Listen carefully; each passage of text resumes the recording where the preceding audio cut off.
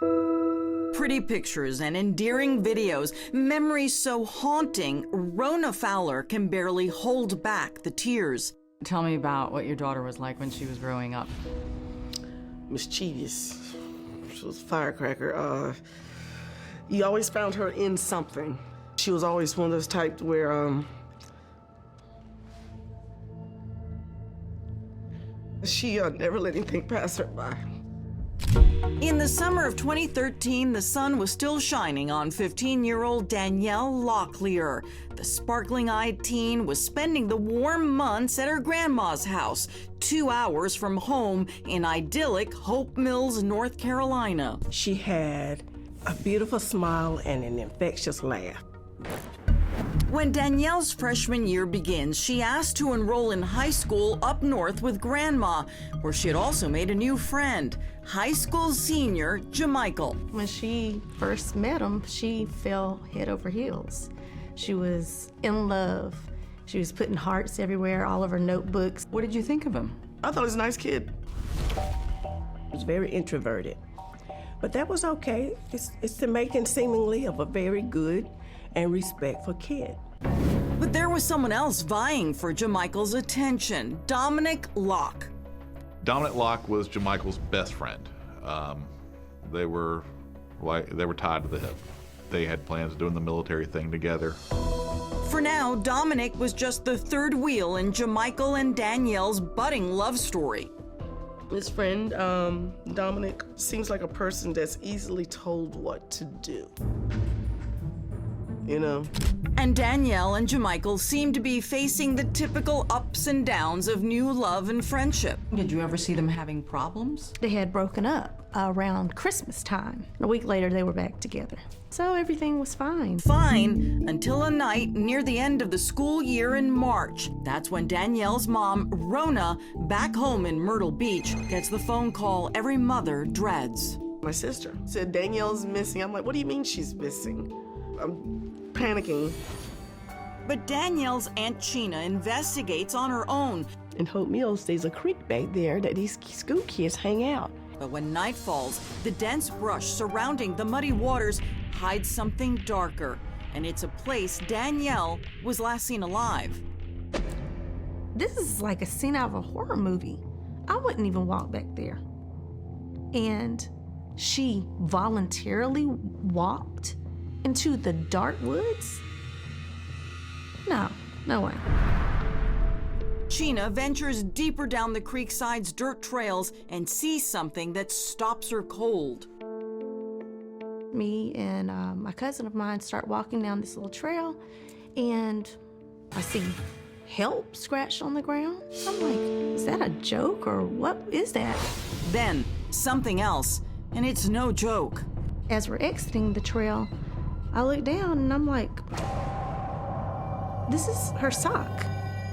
It was rolled, like had rolled off of a foot. It was a real concern that she had met with foul play. But the eerie clues don't lead to Danielle. As the days turn into weeks with no sign of the missing girl, David Servey of the Hope Mills PD calls the FBI. It was just a sense of urgency of, let's see if we can hurry up and find her. It leaves Danielle's family with little to do but wait, worry, and beg for her return. I just want to say, thank you. I love you, baby.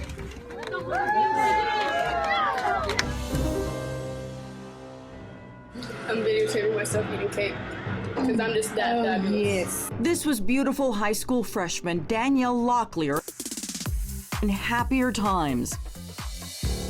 Now, she's missing. You're looking at any and everyone.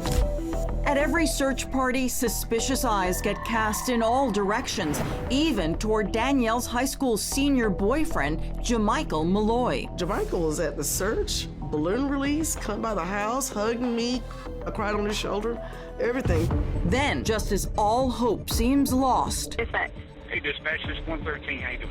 A detective from the Cumberland County Sheriff's Office was on his way home, and he looked out over the creek as he drove across the bridge and saw something just didn't look right to him. Is there a deputy that's close by with a pair of binoculars so I can make sure there's not a body in the water? Could be nothing. I can't tell. It ended up being Danielle. After 23 days, it's the young girl's sludge-covered body bound by nylon rope tied to cinder blocks. You can clearly see the rope tied around her waist and the cinder blocks attached to it. And one more final gruesome detail.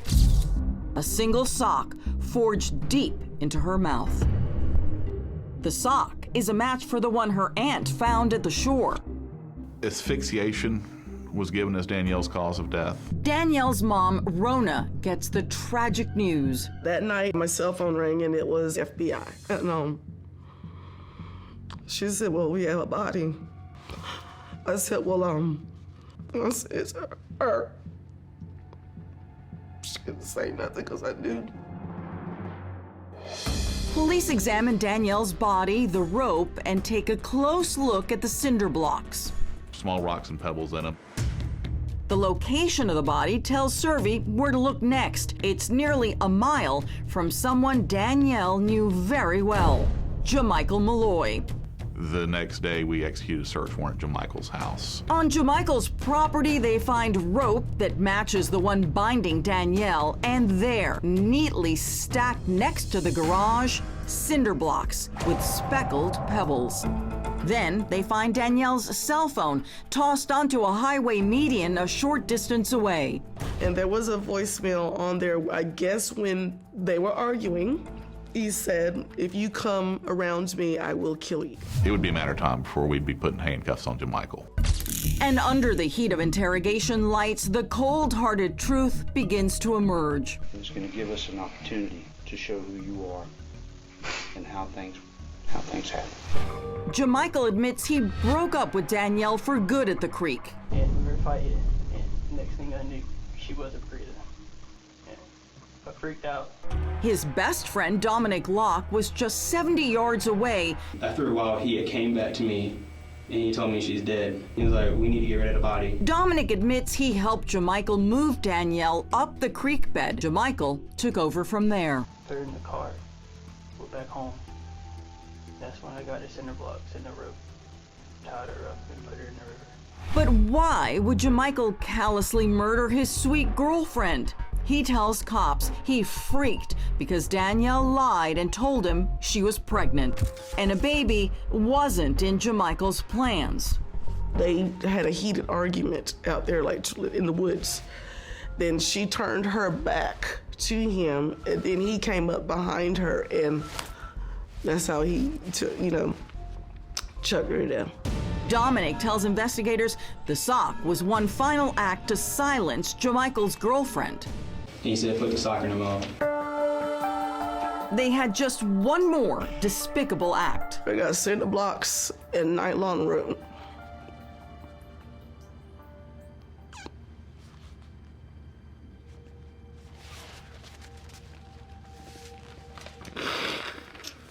I am so sorry. I'm sorry. I am so sorry. I am so sorry. I am so very sorry.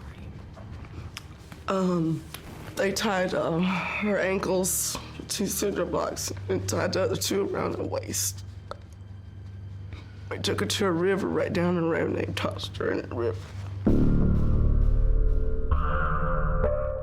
Jamichael pleads guilty to second-degree murder and is sentenced to 25 years in prison. And I hope that he rots in jail. He doesn't deserve to live. Dominic pleads guilty to accessory to murder charges and is sentenced to 6 to 8 years behind bars. While Danielle's mother will spend the rest of her life haunted by her daughter's savage murder. A lot of people, they'll ask me, how do you get over it? You don't. You just move on.